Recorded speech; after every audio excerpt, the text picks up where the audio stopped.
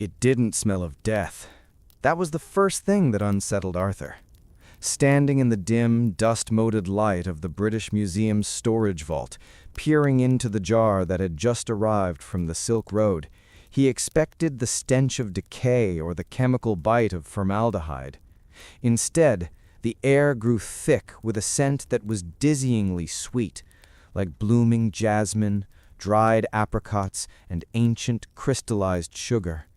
But inside that golden, viscous fluid floated a finger, a human finger, and it looked delicious. London, 1893. The fog clung to the cobblestones of Fleet Street like a wet shroud. Arthur Penelligan, a junior curator for the Department of Oriental Antiquities, hurried through the gloom. He clutched a leather satchel to his chest, guarding a translation that would ruin a reputation or make a fortune. He arrived at the hidden door of Black Wood & Sons, a quiet establishment known only to the desperate and the dying. Inside, surrounded by jars of pickled vipers and dried herbs, sat Elias Thorne. "You found the text?" Thorne asked, his voice rasping like dry leaves. "I found it," Arthur whispered, placing the papers on the counter. Li Shizen's Compendium of Materia Medica, the entry from 1597. Everyone thought it was a metaphor, Elias, a poetic myth about self-sacrifice. Thorne leaned in, the lamplight reflecting in his greedy eyes. "And it's not a myth, it's a recipe." Arthur opened his notebook, reading the translation he had labored over for weeks. The words sent a chill through the warm room. "In the land of Arabia, there are men, elderly and devout, who resolve to sacrifice themselves for the healing of others. They stop eating food. They bathe in honey. They eat only honey. Soon, their urine and feces become nothing but honey. When they die, they are placed in a stone coffin filled with the sweetest nectar. After 100 years, the seal is broken. The result is a drug, a cure for broken bones and wounded spirits." Thorne's hand trembled as he reached for a small sealed clay jar on the shelf behind him. He swore it was genuine. The Sacrifice, Arabia, 70 years prior. The narrative shifts back in time.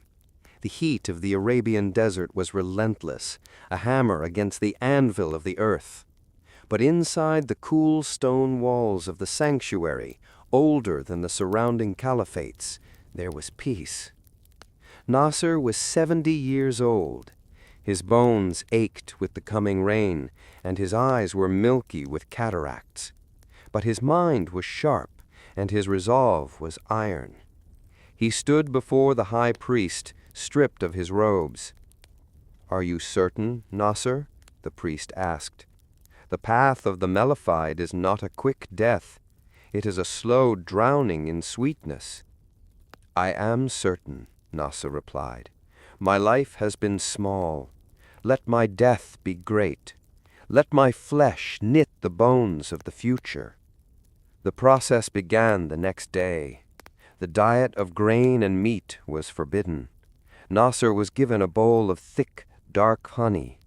It was harvested from bees that fed on the opium poppies and rare desert flowers. For the first week, it was pleasant. The sugar rushed through his blood, giving him a manic energy. But by the second week, the human body began to rebel. Without fiber, without protein, Nasser's muscles began to atrophy. His stomach cramped violently. He bathed in a tub filled with golden syrup. It seeped into his pores. He drank it. He ate it. By the third week, the transformation was horrifying. Nasser was wasting away, yet he glowed. His sweat tasted of sugar.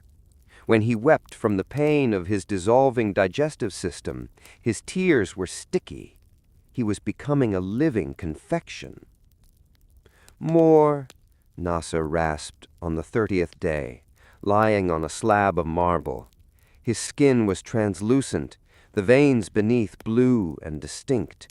He was starving to death while being pumped full of pure energy. "It is almost done," the priest whispered, feeding him a spoonful of the rarest royal jelly. Nasser died 3 days later. He did not rot. The massive concentration of sugar in his system acted as a natural preservative, dehydrating the bacteria that would usually consume a corpse. The priests did not mourn. They worked with precision. They placed Nasser's emaciated, crystallized body into a stone sarcophagus. They poured gallons of honey over him, honey that had been aged for decades. They sealed the lid with wax and lead. On the stone, they carved a date, to be opened in 100 years. Nasser was gone. The medicine was brewing. The taste of eternity. Back in London, 1893, the atmosphere in the apothecary shop was heavy. Is it ethical?" asked Arthur, staring at the jar Thorne held. "Ethical?" Thorne laughed, a harsh bark. "Look at the streets of London. Children with rickets, men with bones shattered by factory machines. Medicine is failing them. If this man, this thing, gave his life willingly to become a cure, isn't it a sin not to use it?" Thorne broke the wax seal of the ancient jar. The smell hit them instantly. It wasn't just honey. It was a complex, intoxicating bouquet of wildflowers, musk, and thyme itself. It smelled like the color gold. Thorne took a small silver spoon and dipped it into the jar. He pulled out a viscous amber substance. Suspended in it was a fragment of something fibrous. Muscle tissue, preserved perfectly. "For science," Thorne whispered. He put the spoon to his lips. Arthur watched in horror and fascination. Thorne closed his eyes. He swallowed. For a moment, nothing happened. The clock on the wall ticked loudly. Then Thorne gasped. His eyes snapped open.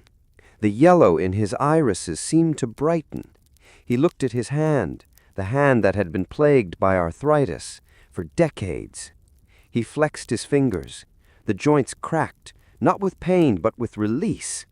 "My God," Thorne whispered, "I can feel it. It's like warmth spreading through the marrow." Arthur stepped closer. "It works?" "It's potent," Thorne said, his voice stronger, younger. "But it's more than a cure, Arthur. I can see the desert. I can feel the heat." The addiction. News of the golden panacea spread through the underground Victorian elite. Thorne and Arthur became wealthy, selling small vials of the substance for exorbitant prices. They claimed it was a rare botanical extract. But the supply was limited. A human body, even one preserved in honey, has only so much mass. Arthur began to notice changes in Thorne. The apothecary stopped eating normal food. He craved sweets. His skin took on a waxy, yellowish pallor. He spent hours staring at the empty jars, scraping the sides. "We need more," Thorne said one night, his eyes manic. "There are no more," Arthur argued. "It takes 100 years to make. It requires a volunteer." Thorne looked at Arthur, a predatory look. "Does it?" Arthur realized then that the line between history and horror had been crossed. The legend of the Mellified Man wasn't just about the past. It was a recipe for a monster. Thorne wasn't looking for a volunteer. He was looking for a subject. The final ingredient. Arthur tried to flee, but London is a cage when you are hunted. He woke up in the basement of the apothecary, bound to a chair. Thorne stood over him, holding a funnel and a bucket of raw industrial honey. "You read the text, Arthur," Thorne said, his voice dripping with a sickly sweetness. "You know the process. It requires purity, but I believe we can accelerate it. Modern science." "Thorne, listen to me!" Arthur screamed. "The man in the jar, Nother, he did it out of faith. If you force it, it's just murder. It won't work." "Flesh is flesh. Sugar is sugar." He forced the funnel into Arthur's mouth. Epilogue: The new batch. The police report dated November 1894 stated that the shop of Elias Thorne had burned down due to a chemical accident. No bodies were found, only shattered glass and a strange, sticky residue that covered the floorboards. However, in the private auction houses of New York City, a year later, a new item appeared in the catalog. Lot 402, a sealed amphora. Origin, London. Contents, rare medicinal amber. Remarkable restorative properties. A wealthy industrialist bought it. He opened it in his study. The smell of jasmine and terror filled the room. He dipped a spoon in. Deep in the amber suspension, preserved in horrific clarity, floated a human eye. It was blue. Arthur's blue. The industrialist didn't scream. He simply smelled the aroma, felt the ache in his old bones, and raised the spoon to his mouth. History, after all, has a way of repeating itself. Sweetly. The Taste of Fear. New York City, 1895. The Fifth Avenue mansion of Silas Vane was a monument to American steel and greed. Vane, a man who had built railroads over the graves of competitors, sat alone in his mahogany-paneled study.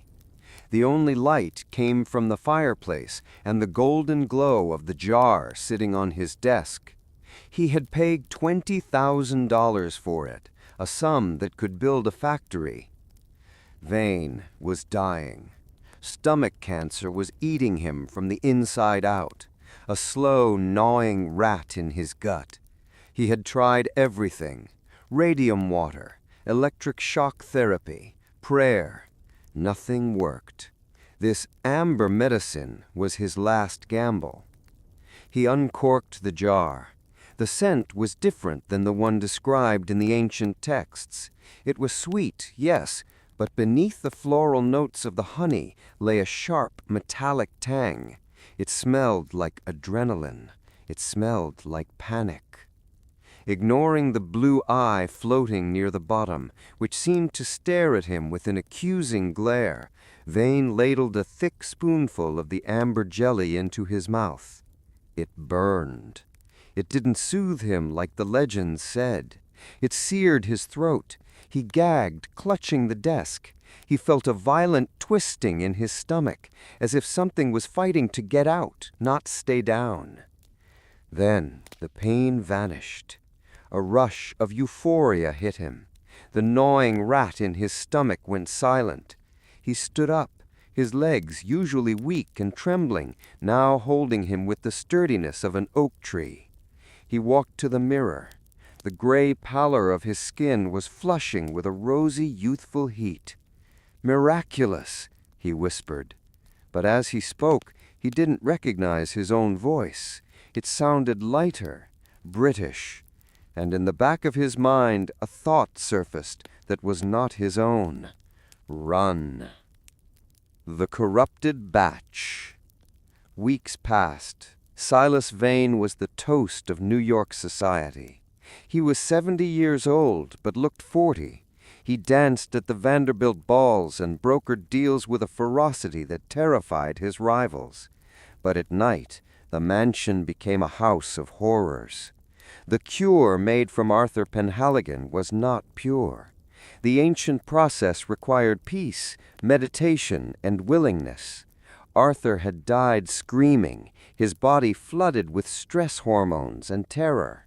The honey had preserved his flesh, but it had also preserved his fear. Vane began to hallucinate. When he looked at his servants, their faces would melt into dripping wax. When he tried to eat steak or bread, it tasted like ash.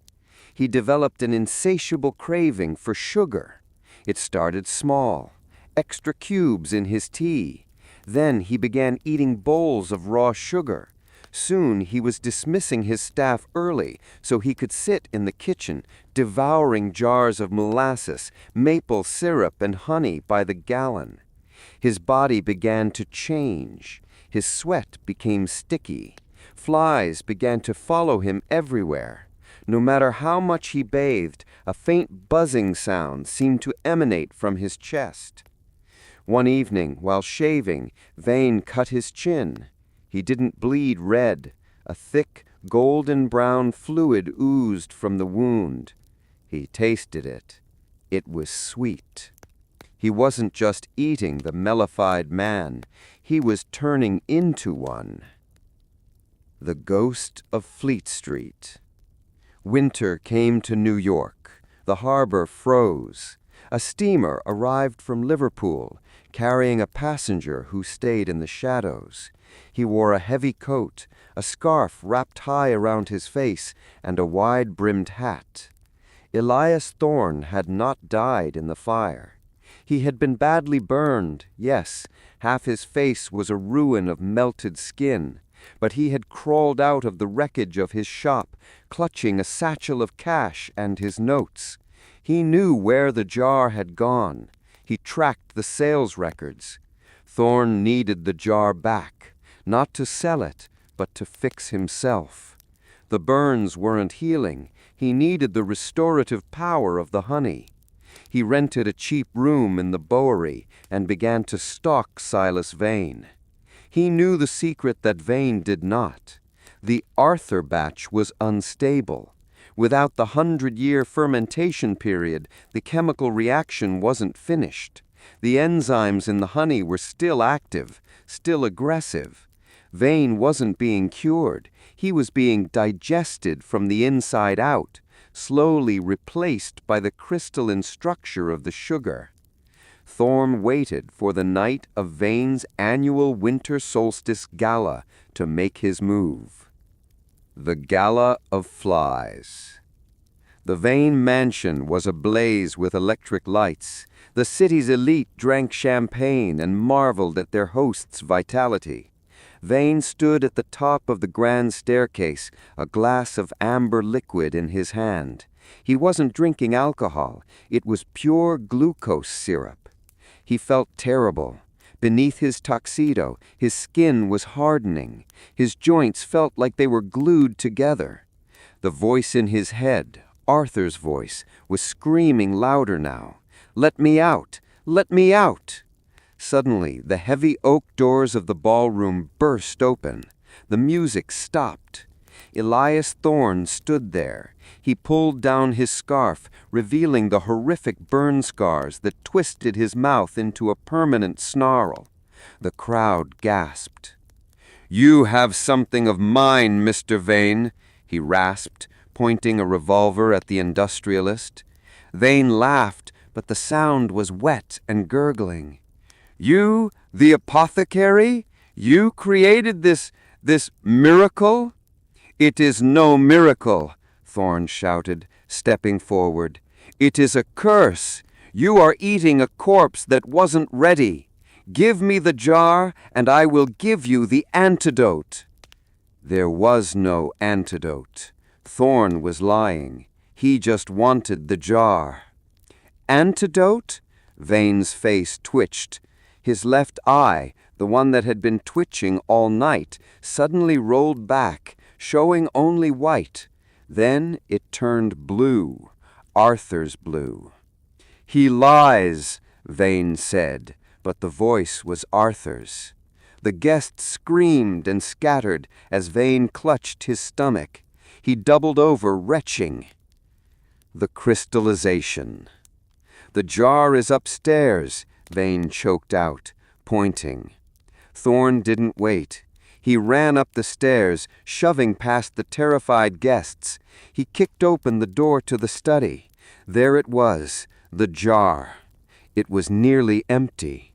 Thorn grabbed it, scraping the bottom with his fingers, desperate for even a drop of the healing nectar. He found the eye, Arthur's preserved eye. He stared at it. In his madness, he thought the eye winked. Downstairs, a horrific transformation was taking place. Silas Vane fell to his knees. His tuxedo ripped as his body expanded. But he wasn't getting fat. He was crystallizing. The corruption in the mixture reached critical mass. The sugar in his blood crystallized instantly. "Help me!" Vane screamed, but his mouth filled with amber foam. His skin hardened into a translucent, golden shell. His movements became jerky, then stopped altogether. He froze in a kneeling position, one hand reaching out for help that would never come. The silence in the ballroom was total. Silas Vane was no longer a man. He was a statue, a perfect, life-size sculpture made of human rock candy. The second harvest. Upstairs, Thorn heard the screaming stop. He looked at the nearly empty jar in his hands, then down at the chaos below. He realized the truth. The experiment with Arthur had failed because it was rushed. But Vane had consumed the concentrate. Vane's body had now processed it, filtered it, and become the vessel. Vane wasn't the consumer anymore. Vane was the ingredient. Thorn began to laugh. It was a dry, cracking sound.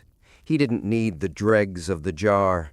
He walked to the balcony, overlooking the ballroom. The police were blowing their whistles outside. The guests had fled. Only the golden statue of Silas Vane remained in the center of the floor, glittering under the electric chandelier. Thorn looked at the statue with the eye of a master craftsman.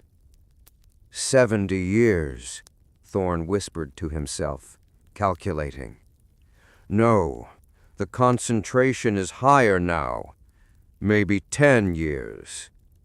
He holstered his gun and slipped out the back servant's entrance into the snowy New York night. He wouldn't get caught. He had money.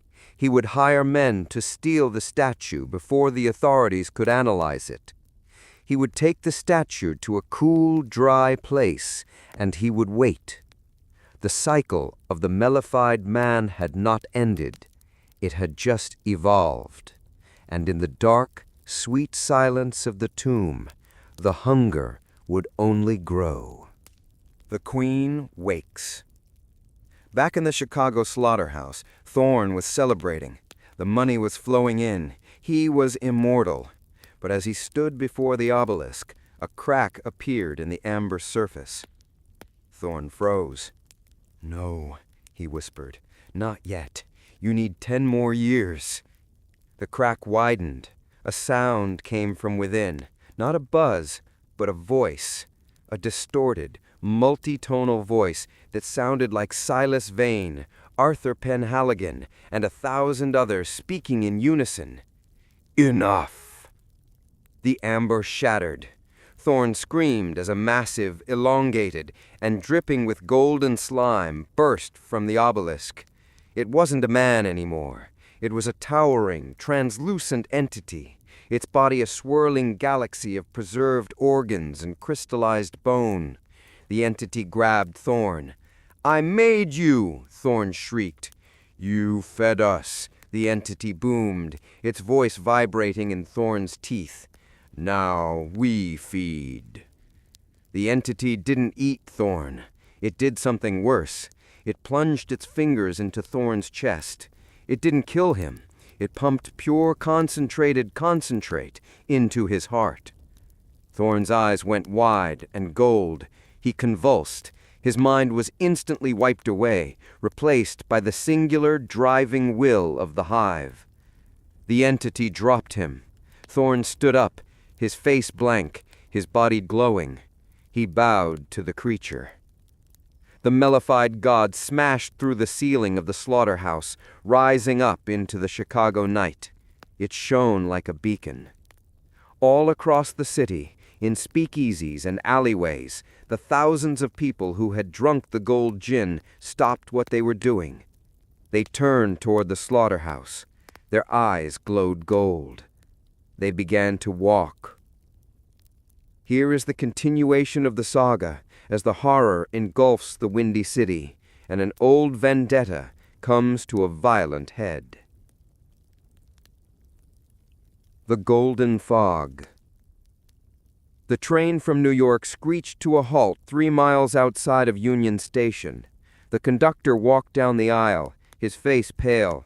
"Line's blocked, folks. Signal tower says there's, an obstruction." Thomas O'Malley didn't wait. He grabbed his duffel bag, heavy with shotgun shells, vials of acid, and the ancient book, and kicked open the emergency door. He stepped out onto the gravel tracks. Chicago was glowing. Usually the city was a smudge of gray soot and coal smoke against the night sky. Tonight, a dome of amber light pulsed over the skyline.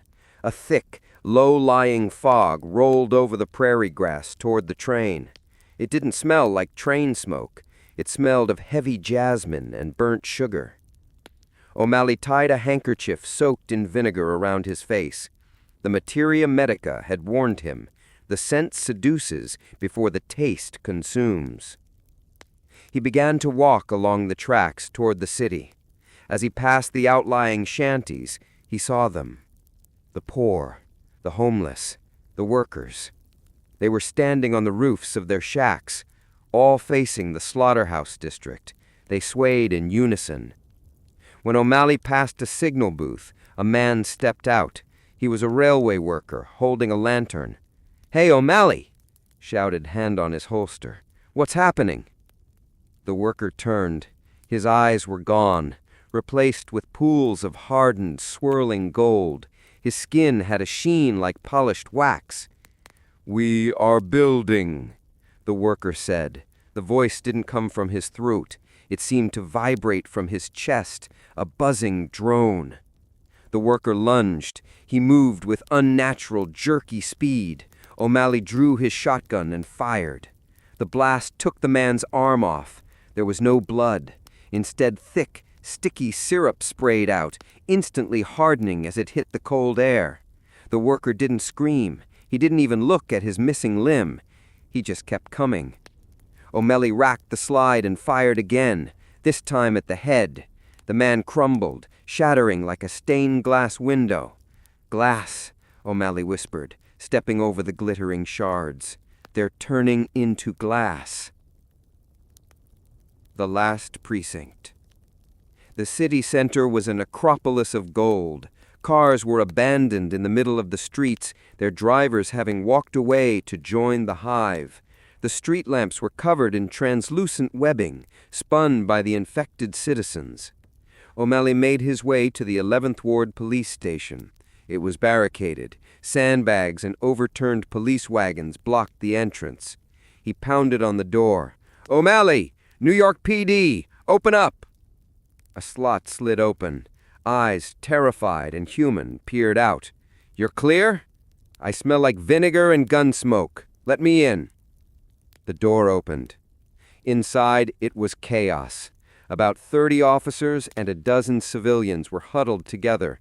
The air was thick with cigarette smoke, the only thing that masked the sweet stench from outside. A man in a pinstripe suit, sleeves rolled up, stepped forward. He held a Thompson submachine gun. He wasn't a cop. He was Frank, the butcher Russo, a rival of Capone's who had been driven into hiding. Now cops and gangsters were fighting on the same side. "You're the guy from New York? The one who sent the telegram?" "I am," O'Malley said, dropping his bag. "Where's the epicenter?" "The old stockyards," Russo spat. "Capone's boys were distributing that gin. Now, Capone is in there, or what's left of him. We tried to send a squad in with flamethrowers. They didn't come back. The fire just caramelizes them, makes them harder. Bullets bounce off them. O'Malley opened his book on the desk. Fire is useless against the Mellified Man. Sugar is energy. Heat just feeds their metabolism. You're baking them, not killing them. So what do? A young officer asked, trembling. We can't shoot 'em. We can't burn 'em. We dissolve them, O'Malley said. He pointed to a map of the industrial district. The tanneries, they use vats of industrial lye and sulfuric acid to strip cowhides. Is the supply still there? Rousseau nodded. Yeah, huge tanks of the stuff, right next to the slaughterhouse. The entity, the queen, is rooted in the slaughterhouse basement. It's drawing moisture from the ground to create the honey. If we can flood the basement with the acid, we can break down its chemical structure. We melt the queen, the drones die. Rousseau cocked his Tommy gun.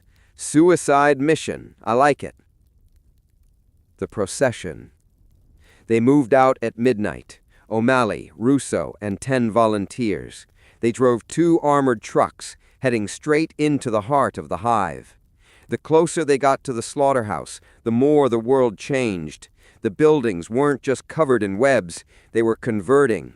Brick was turning into honeycomb. Street lamps were morphing into organic, glowing stalks. The city was being digested and reformed. The sound was deafening, a low, thrumming hum like a massive generator. Eyes front, O'Malley ordered. Don't look at the light. The slaughterhouse loomed ahead. The roof was gone. Shooting up from the center was a pillar of amber light that touched the clouds, and surrounding it were thousands of them, the sweetened. Men in tuxedos, women in flapper dresses, beggars in rags. They stood shoulder to shoulder, swaying in unison. They were fused together in places, their skin melted into a single collective mass of biomass. The truck smashed through the outer ring of the crowd. The impact sounded like crunching candy rock. They're waking up, Rousseau yelled. The hum changed pitch. It became a shriek. The crowd turned. Thousands of golden eyes focused on the trucks. They didn't run. They flowed. They scrambled over each other, a tidal wave of sticky, hard limbs. Drive! O'Malley screamed. They crashed through the gates of the tannery, right next to the slaughterhouse. Get to the valves! O'Malley shouted, jumping out.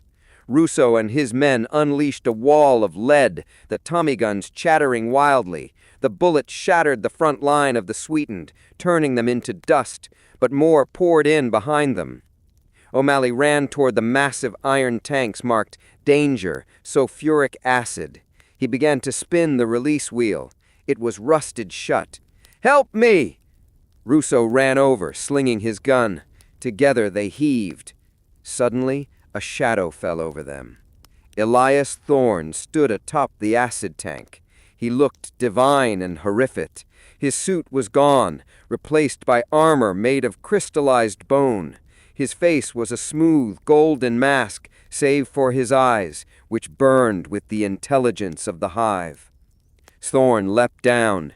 He didn't land like a man. He landed like a spider, limbs splayed. He backhanded Rousseau, sending the gangster flying 20 feet into a brick wall. O'Malley raised his shotgun, but Thorne swatted it away with a hand that had mutated into a sharp, crystalline blade. Thorne grabbed O'Malley by the throat and lifted him into the air.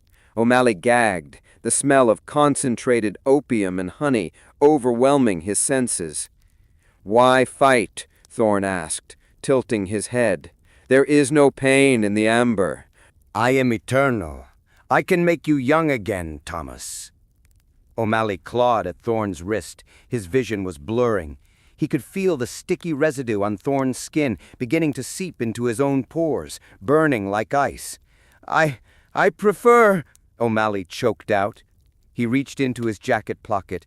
He didn't pull out a weapon. He pulled out a glass jar he had prepared at the station.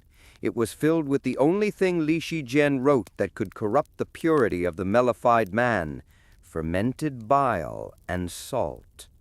O'Malley smashed the jar against Thorne's face. The reaction was violent. The purity of the sugar matrix couldn't handle the chaotic, acidic bacteria of the rot. Thorne screamed, a sound of shattering glass. The golden mask on his face began to bubble and turn black. Thorne dropped O'Malley, clawing at his own melting face. "Impure! Impure!" O'Malley hit the ground, gasping. He grabbed the crowbar lying near the tank. "Russo!" he yelled. Russo, broken and bleeding, dragged himself up. He grabbed the other side of the valve wheel. "Turn it!" Thorne, half-blind and dissolving, lunged at them. "Stop!" O'Malley and Russo heaved with everything they had. The valve screeched and spun open. The meltdown. The pipe burst, a torrent of industrial-grade sulfuric acid, thousands of gallons of it, shot out like a fire hose. It didn't hit Thorne, it hit the ground, flooding the drainage grates that led directly into the slaughterhouse basement, right into the root system of the Queen. The ground shook. A sound rose from the earth that shattered windows for 10 blocks. It was a scream, but not human. It was the sound of a god dying. The acid hit the massive, sugar-based biology of the entity. Chemistry took over. The dehydration reaction turned the beautiful amber into a blackened, expanding foam of carbon and steam. Thorne froze. He looked down at his hands. The gold light in his veins flickered and died. He looked at O'Malley, his human eyes returning for 1 second, filled with infinite regret. "It's cold," Thorne whispered. Then he crumbled into a pile of gray dust. Around them, the army of the sweetened halted. The connection was severed, like puppets with their strings cut. Thousands of crystallized people simply fell over. They didn't turn back to humans. They were dead, hollow shells. But they were no longer a hive. The pillar of light over the city vanished. The fog began to lift. Epilogue. The Dust. 1925. Chicago was rebuilding. They called it the Great Amber Plague, though the newspapers blamed it on a chemical leak from the stockyards. The cleanup took months. The bodies had to be smashed and shoveled away like coal. Thomas O'Malley sat on a bench in Central Park, New York. He was retired now, truly retired. He watched the children play. He reached into his pocket and pulled out a small candy tin. He opened it. Inside was a small hardened lump of amber he had saved from the rubble. It was inert, dead. But sometimes, when the weather was warm and the bees were buzzing in the flowers, he could hear it, a faint, rhythmic thumping from inside the stone. He knew the truth. You can kill the queen, but you can never kill the hunger. He closed the tin, stood up, and threw it into the lake. It sank beneath the dark water. O'Malley walked away, hoping that the cold, dark mud would be enough to keep the sweetness buried forever. The Summer of Love and Rot. New York City, August 1969. The summer heat sat on Central Park like a wet wool blanket.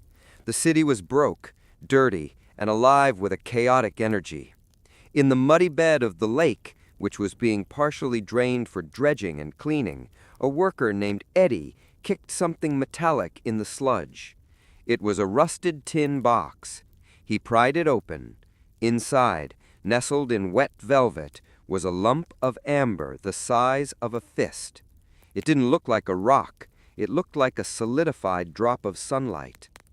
Eddie didn't know about O'Malley or the slaughterhouse. He just knew he needed rent money. He sold it to a pawn shop on 42nd Street for $10. 3 days later, Julian Ash walked into that pawn shop. Julian was a chemist, a dropout from Columbia University, and a self-proclaimed psychonaut. He was looking for ancient artifacts, anything that might hold the chemical key to expanding the human mind. He saw the amber.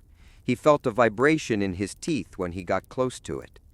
"How much?" he asked, his pupils dilating. The Melody of the Hive. Sarah O'Malley, a junior reporter for the Village Voice, was nothing like her grandfather, Thomas. She thought his stories about melting men and honey zombies were the ravings of a man with PTSD from the Prohibition Wars. But she had inherited his nose for trouble. Police scanners had picked up weird chatter from upstate. Hunters near the Catskills reported strange lights in the woods and a sound, a low, rhythmic thrumming that drove the deer away. Sarah drove her beat-up Beetle to Sanctuary Farm, looking for a story about a cult. She found the gate open. There were no guards. She walked into the central clearing. It was silent, too silent for a farm. No chickens clucking, no dogs barking. She found the commune members in the barn. They weren't dead. They were sitting in a circle, holding hands. But their skin had smoothed out, losing all pores and wrinkles. Their eyes were wide, unblinking, and entirely gold. They were swaying. "Hello?" Sarah called out, her voice trembling. 50 heads snapped toward her in perfect unison. "Sister," Julian Ash said. He sat in the center, but he wasn't sitting on a chair. He was fused to the floor.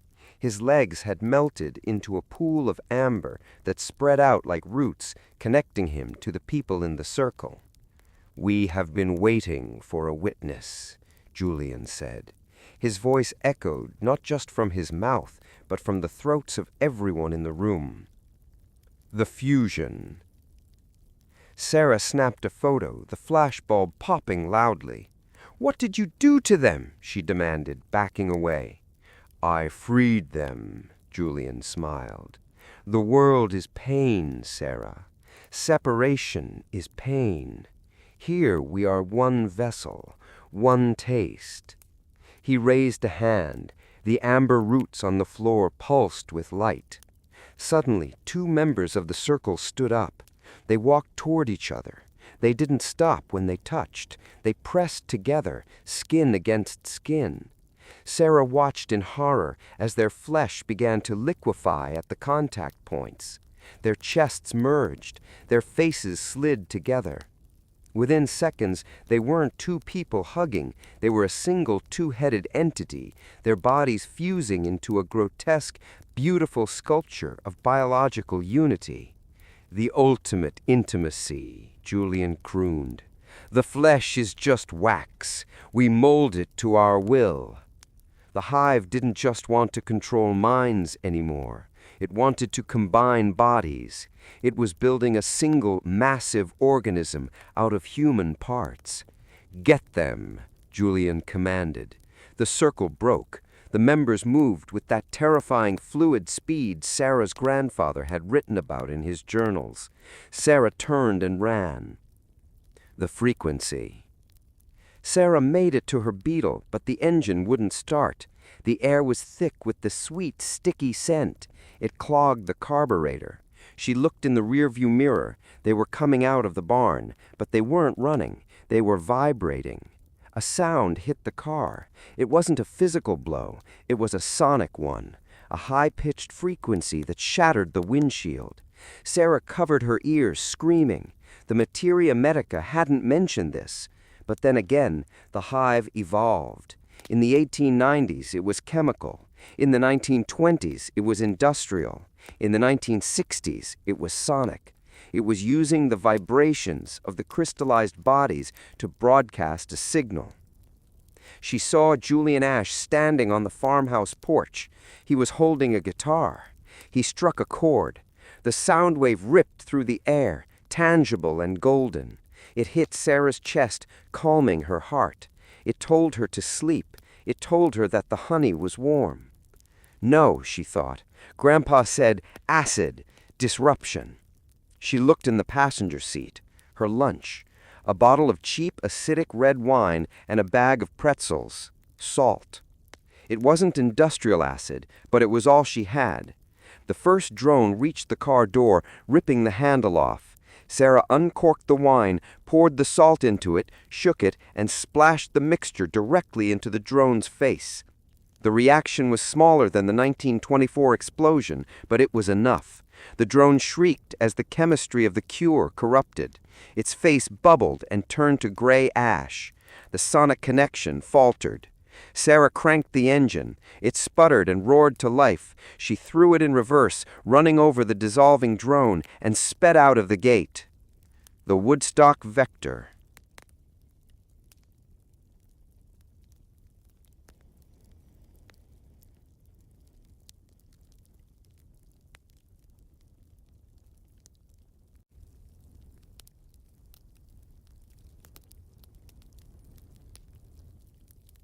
August 15th, 1969.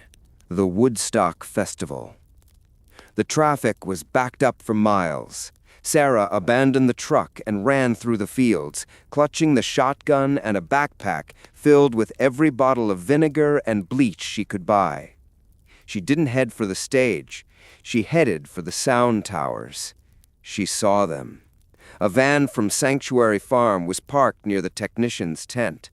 Julian Ash wasn't there, but 3 of his disciples were. They were pouring a golden liquid into the cooling systems of the massive amplifiers. They were turning the speakers into diffusers. The music on stage was loud. Richie Havens was playing. The crowd was swaying. But Sarah could hear the other sound underneath, the buzzing. The crowd was starting to sync up, their movements becoming robotic. Sarah sprinted to the mixing board. A technician, eyes already glazing over with gold, tried to stop her. She butt-stroked him with the shotgun. She looked at the amps. They were glowing. She didn't shoot the people. She shot the equipment. Boom! The buckshot tore into the main amplifier. But instead of silence, a piercing shriek of feedback erupted. The golden liquid inside the amp reacted to the sudden electrical short. It sparked.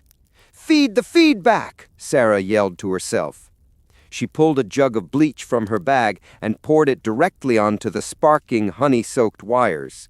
Chlorine gas mixed with burning sugar. The chemical reaction created a localized sonic boom. The speakers blew out, all of them. A shockwave of dissonance rolled over the crowd. 400,000 people grabbed their heads in pain as the hypnotic frequency was replaced by the screech of dying technology. Back at the van, the 3 disciples collapsed, their connections severed. The silent treat. Sarah stood by the smoking ruin of the soundboard, coughing from the bleach fumes.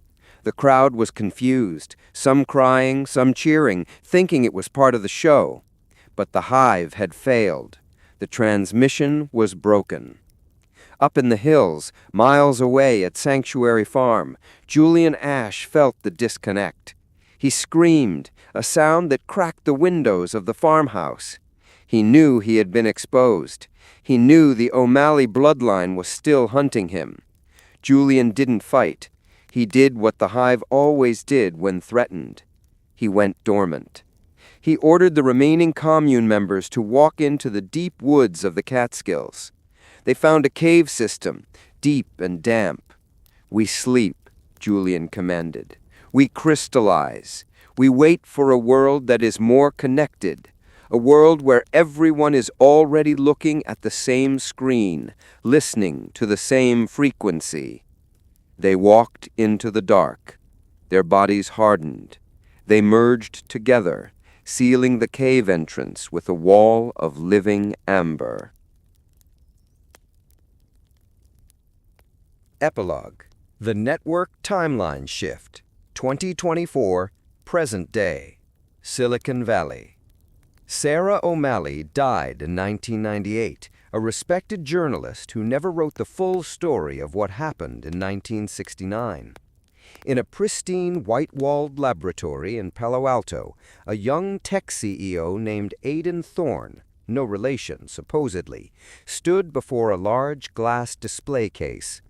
Inside the case was a slab of amber recovered from a cave in upstate New York by a mining crew. "It's remarkable," his lead scientist said. "It's a biological superconductor. It stores data better than silicone, and it interacts with the human nervous system instantly. Aiden smiled. He was launching a new product next week, a neural link interface, a chip that would allow users to access the internet with their minds. The core component? Aiden asked. We synthesized it from the sample. We call it the Nectar architecture. Aiden touched the glass. The amber inside pulsed once. Perfect, Aiden said. Ship it. The world is finally ready to be won. The Beta Test, Palo Alto, California, 2024. The campus of Nectar Technologies was a utopia of glass and greenery. Aiden Thorne stood on the stage of the auditorium wearing a simple t-shirt and jeans, a stark contrast to the Gothic horror of his ancestors. But the ambition was the same. For thousands of years, humanity has tried to connect. Language is clumsy, typing is slow. Today, we remove the barrier. He held up a tiny, translucent chip. It glowed with a faint amber light. The Nectar Link, a bioorganic processor that syncs with your neural pathways. No screens, no phones, just pure thought, pure connection. The crowd erupted in applause. Backstage, Dr. Eris Thorne, Aiden's sister and head of bioengineering, watched the monitors. The volunteer subject, a young coder named Ben, was sitting in the testing chair. The chip had been implanted behind his ear an hour ago. Heart rate is stabilizing, but look at the brain waves. On the screen, Ben's brain activity wasn't looking like a normal human's chaotic peaks and valleys. It was forming a perfect hexagonal pattern. Ben, Eris spoke into the mic. How do you feel? Ben opened his eyes. The irises were a brilliant electric gold. I feel sweet, Ben said. His voice didn't just come through the microphone. It appeared as a text message on Eris's tablet, an email on her laptop, and a notification on her watch, simultaneously. He was interfacing with the local network without logging on. I can see the code, Ben whispered. It's not binary. It's fluid. It's honey. The digital hive. The launch was a global sensation. Within months, millions of people had the Nectar Link implanted. It was convenient. You could order food, talk to friends, and work just by thinking. But the glitches started in the forums. Users reported the hum, a background noise in their heads when they weren't focusing on anything, a comforting, buzzing sound. Then came the dream share. People woke up realizing they had all dreamed the exact same dream, a golden city rising from a desert ruled by a king made of glass. In a small apartment in Brooklyn, a hacker named Leo, Viper O'Malley, great-grandson of Thomas, was trying to crack the Nectar source code. He hadn't gotten the implant. He was old school, keyboards and paranoia. He broke through the firewall of Nectar's central server.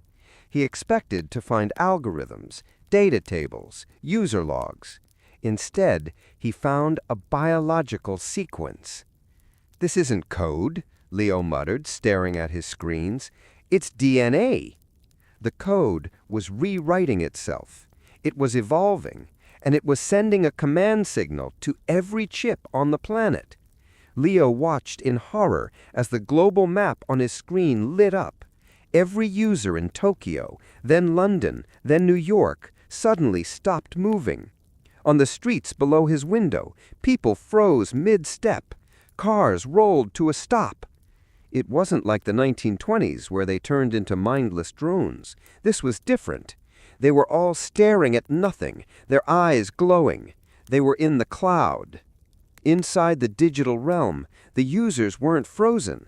They were in a paradise, a virtual reality generated by their collective minds, indistinguishable from real life, but better. No pain, no hunger, just the warm embrace of the hive. but their physical bodies were vulnerable. "They're bricking the human race, turning us into a server farm." He had to kill the signal, but the server wasn't just a computer. Aidan Thorne had built the mainframe around the massive slab of ancient amber recovered from the cave. The amber was the CPU. Standing in front of it was Aidan Thorne. He wasn't wearing a chip. "I wondered when an O'Malley would show up," Aidan said, turning around. "You people are like cockroaches." He refused to evolve.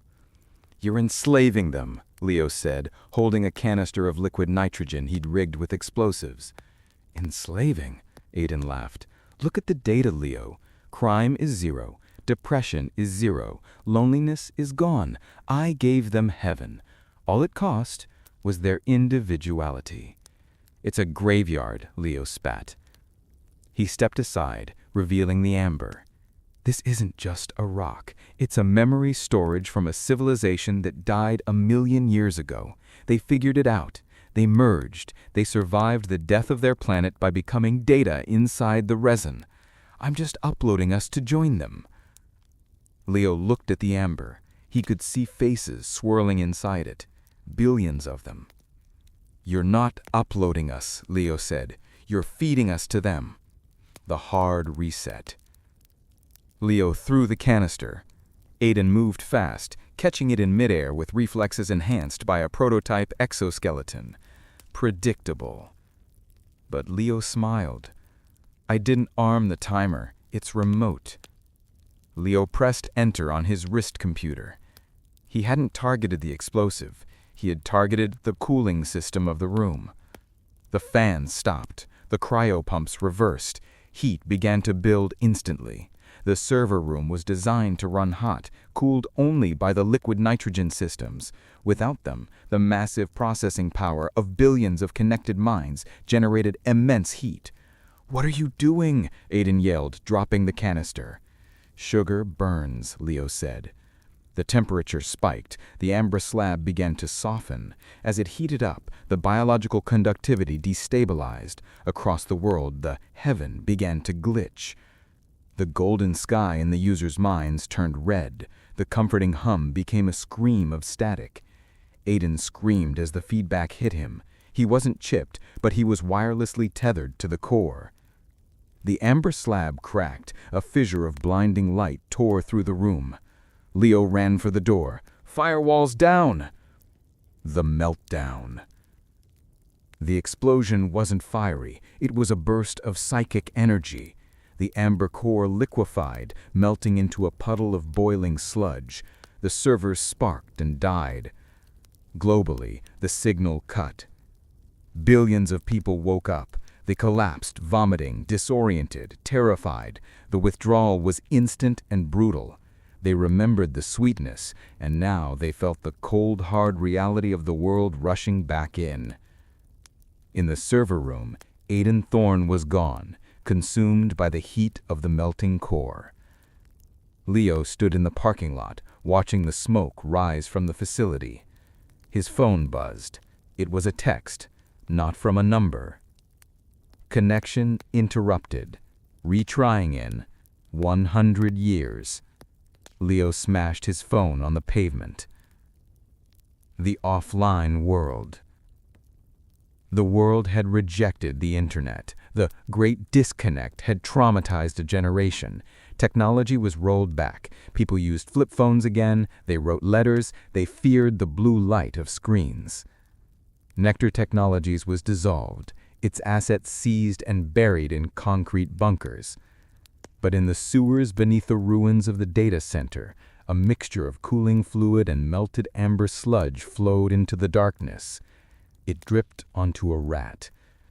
The rat twitched. Its eyes turned gold. It scurried off into the dark, looking for others. The hive was small again, humble. It would start with the rats, then the dogs, then the homeless. It had time. It was patient. And it knew that eventually humanity would get lonely again. And when they did, the honey would be waiting.